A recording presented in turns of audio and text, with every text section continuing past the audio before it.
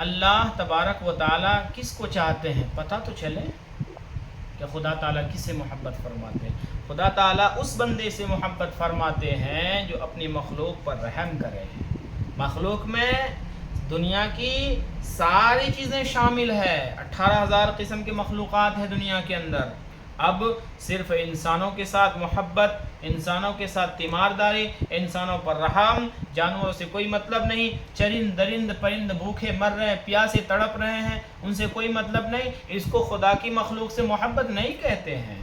خدا کی مخلوق سے محبت ایسی ہونی چاہیے کہ 18,000 قسم کی مخلوقات جو ہیں ان سارے مخلوقات میں سے اگر کوئی اللہ کا مخلوق پریشان نظر آئے، چاہے وہ درند ہو، پرند ہو، چرند ہو، رینگنے والے ہو، چلنے والے ہو، بہنے والے ہو، کوئی بھی مخلوق ہو، جہاں کہیں بھی پریشان نظر آئے وہاں پہنچ کر کے اللہ تبارک و تعالیٰ کی اس مخلوق کے ساتھ رحم و کرم کا معاملہ فرمانا چاہیے. ہاں اللہ اس سے محبت فرماتے.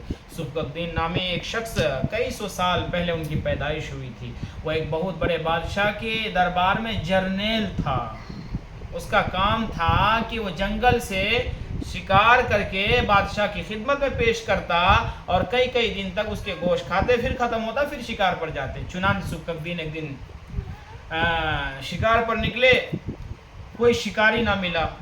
جب مایوس ہو کر گھر لوٹ رہے تھے، کیا دیکھ رہے ہیں کہ ہرنی کا بچہ دوڑتا ہوا آ رہا ہے.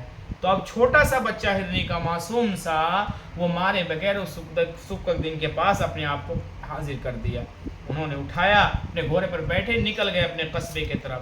قصبہ اپنے گاؤں محلہ پہنچنے سے پہلے نماز کا وقت ہو گیا. انہوں نے سوچا کہ بھائی میں اپنے گھوڑے کو باندھ دوں اور اس ہرنی کے بچے کو رکھ دوں، نماز پڑھ لوں، پھر چلیں گے قصبے میں. چنانچہ سبکدین نماز کے لیے کھڑے ہو رہے، کیا دیکھ رہے ہیں کہ اس جس ہرنی کے بچے کو اس نے پکڑا تھا یعنی شکار میں، اس کی ماں ہرنی بہت تیزی سے دوڑتے ہوئے آ رہی ہے. اب دو قسم کے لوگ ہوتے ہیں نا، ایک یہ کہ بھائی شکار کے لیے نکلے، چھوٹا سا شکار، اس کے ساتھ کوئی بڑا شکار مل جائے تو مزے کی بات ہو جاتی ہے. ایک وہ ہوتے ہیں کہ بھائی اس کی ماں آ رہی ہے.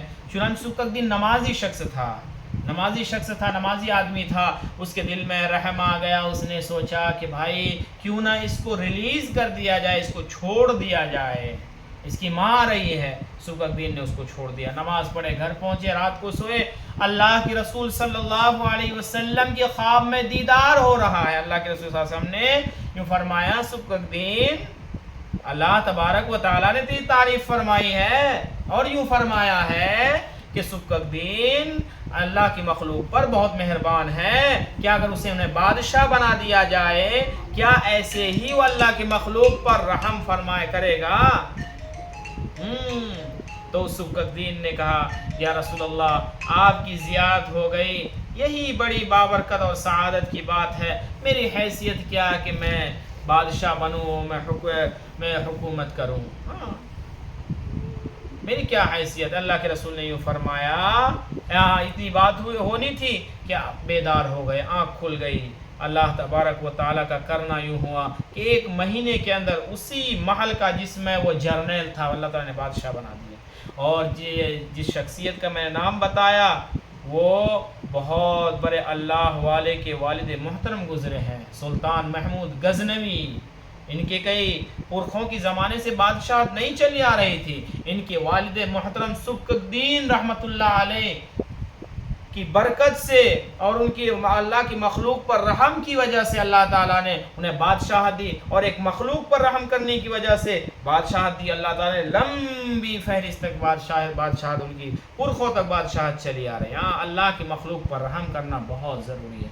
آج ہمیں دیکھیں، آج نوکر اس چکر میں لگا ہوا ہے کہ مالک کو کس طریقے سے دھوکہ دے کر میں مالک کا دبا لوں، مال کما لوں. مالک یہ سوچتا ہے کہ میں اپنے نوکر کا کس طریقے حاضری کاٹ کر کے میں کچھ چند پیسے اپنے خزانے میں، چند پیسے اپنے گلے میں بڑھا لوں. ماں بیوی بہو یہ سوچتا ہے کہ کس طریقے سے ماں باپ کو دھوکہ دے کر کے عیش و آرام کی زندگی گزاروں. باپ یہ سوچتا ہے کہ اپنے بچے کو میں کس طریقے سے دھوکہ دے کر کے میں بینک بیلنس بڑھاتا رہوں. آخر یہ رویہ کب تک چلتا رہے گا؟ آخر اللہ کے مخلوق پر رحم کرنا کب آئے گا ہمیں؟ ہاں، اللہ کے مخلوق پر رحم کرنا بہت ضروری ہے. ہم اللہ کے مخلوق پر رحم کریں گے، اللہ تعالی ہم پر رحم کرے گا. ہم بے رحمی کا معاملہ کریں گے، اللہ تبارک و تعالیٰ کی ذات زبردست ہے، باریک بھی ہیں. اللہ کی ذات علیم بذات الصدور ہے. اللہ کے مخلوق پر رحم کرنا بہت ضروری ہے. اللہ تبارک و تعالیٰ نے ہم انسانوں کو کیوں پیدا کیا؟ اللہ کی عبادت کے لیے بے شمار فرشتے، ان گنت فرشتے اللہ کی بارگاہ میں عرش معلی سے لے کر کے پہلے آسمان تک نہ جانے کتنے سارے فرشتے ہیں، اور ہر وقت ہماتن سجدے میں رہتے ہیں. اور اتنے سارے فرشتوں ہونے کے باوجود اللہ تعالیٰ نے ہم تمام کو اپنی عبادت کے لیے پیدا کیا؟ نہیں، بھائی چارگی کے لیے پیدا کیا. اسلام کا سیمبول سمجھتے ہیں نا؟ سیمبول کسی کمپنی کا کوئی نقش و نگار، کسی کمپنی کا کوئی نمونہ جو ہوتا ہے، کسی کمپنی کا کوئی لوگو جو ہوتا ہے، سیمبول جسے کہتے ہیں، لوگو. ایسے ہی برطانیہ، ان کے علاوہ دیگر ممالک نے یوں کہا کہ اسلام کا سیمبول کیا ہے؟ اسلام کا سیمبول ہے بردرہڈ. اسلام کا سیمبول ہے بھائی چارگی، اردو میں بھائی چارگی کہا جاتا ہے. اسلام کا سیمبول ہے بردرہڈ، بھائی چارگی، آپس میں محبت کرنا، اللہ کے مخلوق پر رحم کرنا، چھوٹوں پر شفقت کرنا، بڑوں کا بڑوں کی عزت کرنا، ادب و احترام سے زندگی گزارنا، میاں بیوی کے درمیان کوئی تفرقہ نہ ہو، اس طریقے سے زندگی گزارنا، غصے کو پی جانا. یہ ساری چیزیں اسلام نے سکھایا ہے، یہ ساری چیزیں اسلام نے سکھایا ہے.